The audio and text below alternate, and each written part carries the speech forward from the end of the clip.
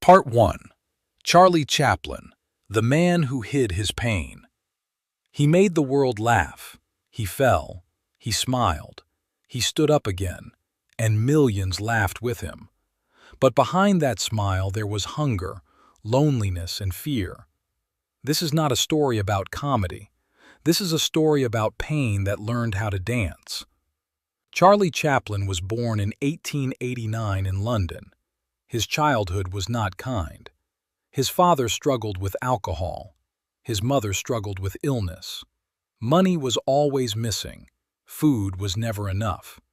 As a child, Charlie learned one thing very early.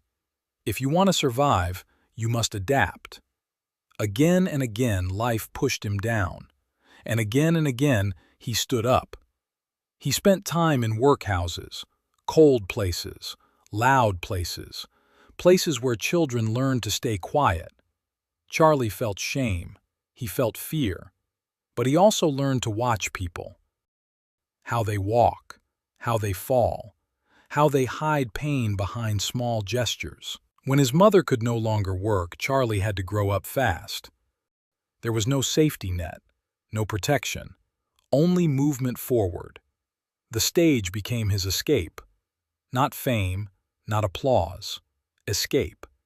When Charlie performed, pain became invisible. Movement replaced words. Silence became expression.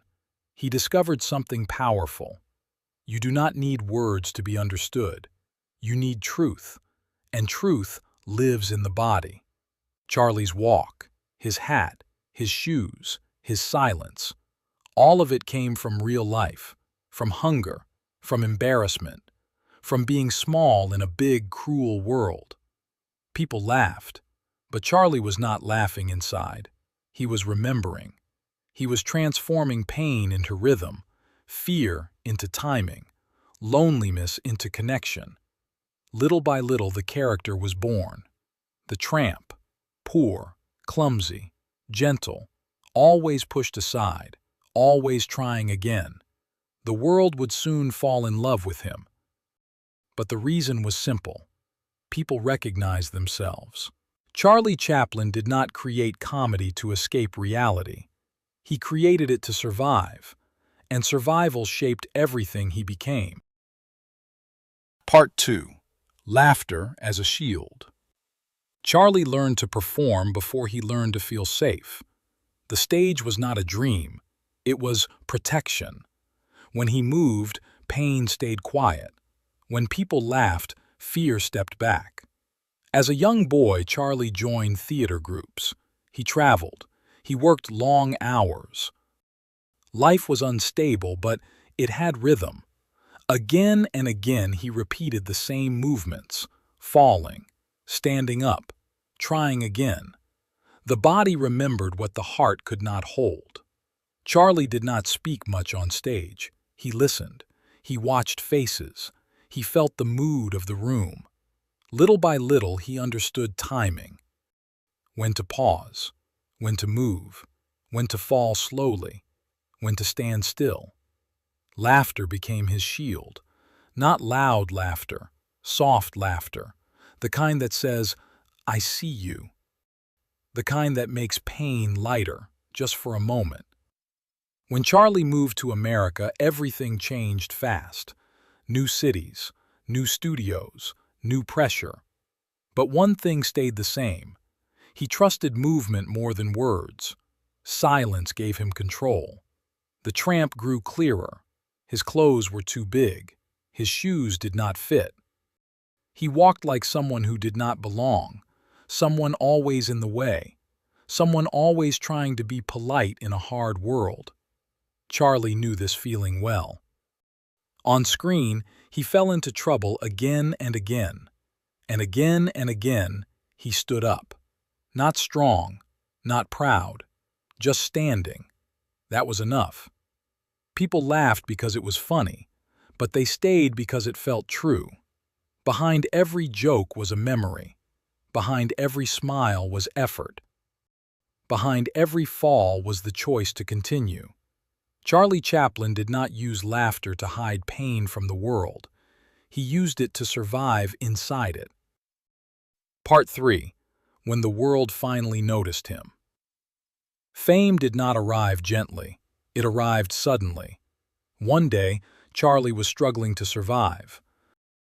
The next day, people recognized him on the street. Again and again, strangers laughed before he even moved. The tramp became famous faster than Charlie was ready for. His face was everywhere. His walk was copied. His silence spoke louder than words, but inside nothing felt stable. Success brought pressure. Studios wanted more. Audiences wanted the same character again and again. Fall here, smile there.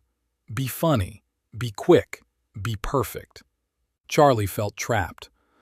The world loved the tramp, but few cared about the man behind him. And the tramp carried Charlie's pain on his back.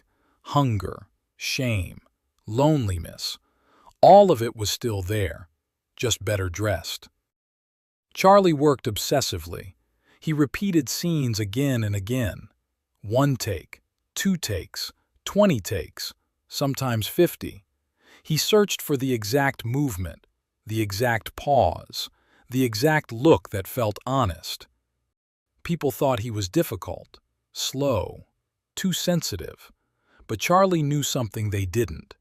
Comedy breaks when it becomes fake, and he refused to lie. Behind the camera, he was serious, silent, focused. He watched every detail, how a foot touches the ground, how a hat falls, how sadness hides inside humor.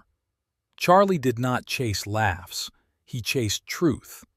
The tramp was poor, the tramp was small, the tramp was often humiliated, but he never became cruel. He helped others, even when he had nothing. He shared food he didn't have. He protected people weaker than him. This was not fiction. This was Charlie's inner world. Audiences laughed, but something else happened too. They felt understood. They felt seen. Without words, Charlie touched something deep and human. And this connection was dangerous. Because once people truly see you, you can no longer hide. Charlie felt exposed. The more the world loved him, the more he felt alone. Fame did not heal old wounds. It opened them. Still, he continued. Again and again, film after film, fall after fall, smile after smile. Because stopping meant silence, and silence meant going back to where he started.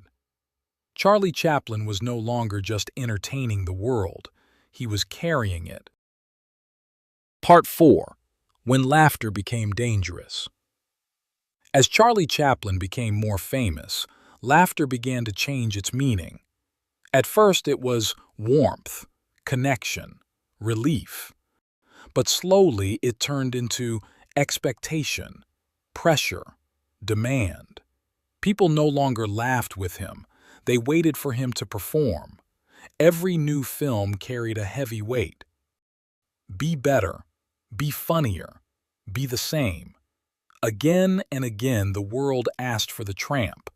But Charlie was changing inside, and the tramp was not. Charlie felt fear before filming.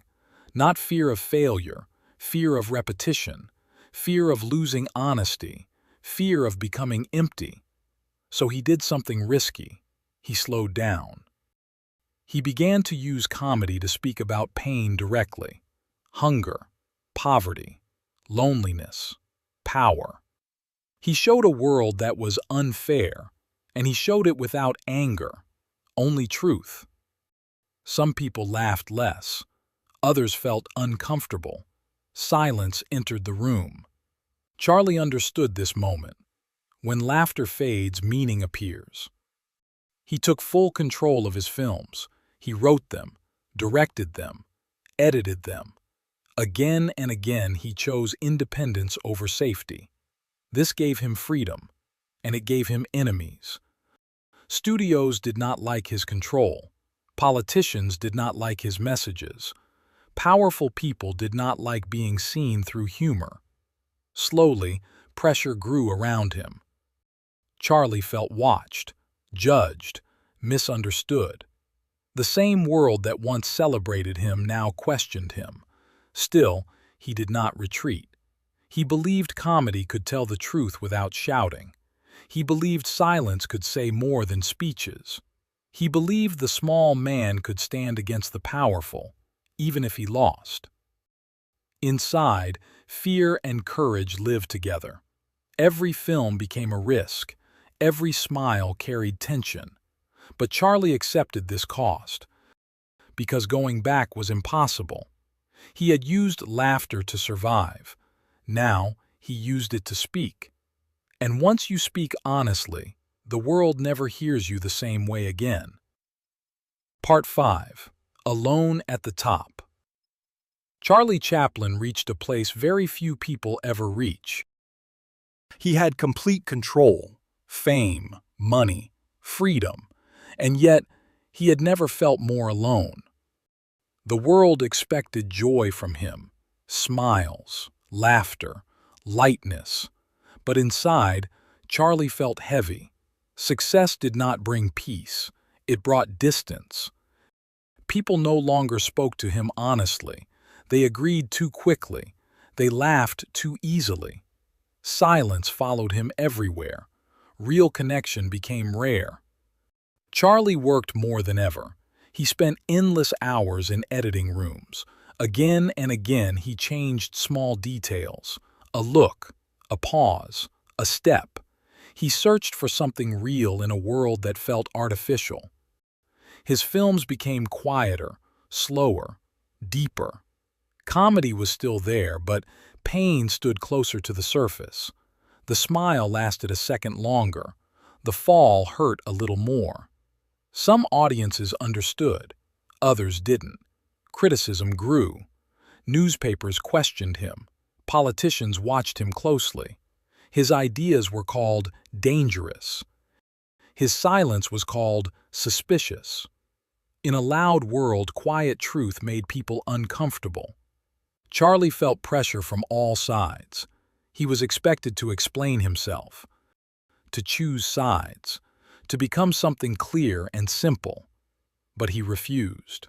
Charlie believed that art should ask questions, not give orders. He believed that the small man still mattered, even when power grew loud and cruel. The tramp was still poor, still gentle, still human, and that humanity felt like a threat. Fame isolated Charlie. Trust became fragile. Love became complicated. The higher he stood, the further he felt from others. Still, he did not stop. He knew something important. If he became silent inside, everything would end. So he continued to create, again and again, even when doubt followed every step. At the top of the world, Charlie Chaplin felt smaller than ever, and sometimes that is the loneliest place to be. Part 6. He spoke when silence was expected. For most of his life, Charlie Chaplin spoke without words. He trusted silence. He trusted movement. He trusted the small human gesture. But one day, silence was no longer enough. The world had changed. Fear was louder, power was crueler. People were divided, and laughter alone could not protect truth anymore. So Charlie did something no one expected. He spoke. In The Great Dictator, the tramp finally used his voice. Not to joke, not to entertain, but to remind people of something simple. Humanity matters. Kindness matters. Freedom matters. It was not a perfect speech. It was emotional, personal, honest, and that is why it worked. Some people applauded, others attacked him. His words were called dangerous. His ideas were watched. His life became uncomfortable again. But Charlie had crossed a line he could not uncross. He chose meaning over safety. Later in life, he was pushed away, forced to leave the country that made him famous. Silence returned, but this time it was exile, distance, loss. And yet, something remained. Charlie Chaplin had turned pain into laughter. then laughter into truth, and finally, truth into courage. He showed the world that you can be small and still stand tall, that you can be gentle and still be strong, that even in silence, a human voice can be heard. Charlie Chaplin did not just make people laugh, he made them feel, and feeling is where understanding begins.